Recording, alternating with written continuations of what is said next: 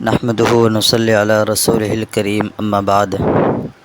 کیا تھوڑی دیر دین کے لیے غور و فکر کرنا 60-70 سال کی نفلی عبادت سے افضل ہے؟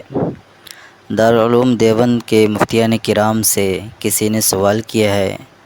وہ سوال یہ ہے، انہوں نے کیا ہے جو حضرت میرا سوال ہے کہ دعوت و تبلیغ والے اکثر بیان شروع کرتے وقت کہتے ہیں کہ تھوڑی دیر دین کے لیے غور و فکر کرنا 60-70 سال کی نفلی عبادت سے افضل ہے۔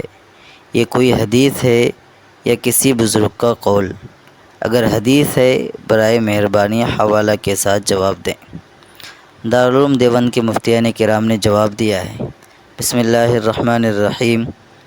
دین کی فکر لے کر تھوڑی دیر بیٹھنا بلا شبہ کار ثواب ہے، اور فکر و محنت جیسی ہوگی اسی قدر اجر و ثواب حاصل ہوگا، لیکن اس کو 60-70 سال کی نفلی عبادت سے افضل سمجھنا یہ کسی صحیح حدیث سے ثابت نہیں۔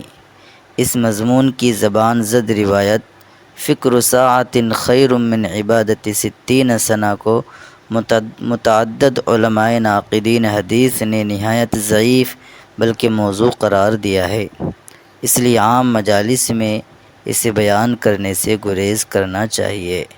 والسلام علیکم ورحمۃ اللہ وبرکاتہ۔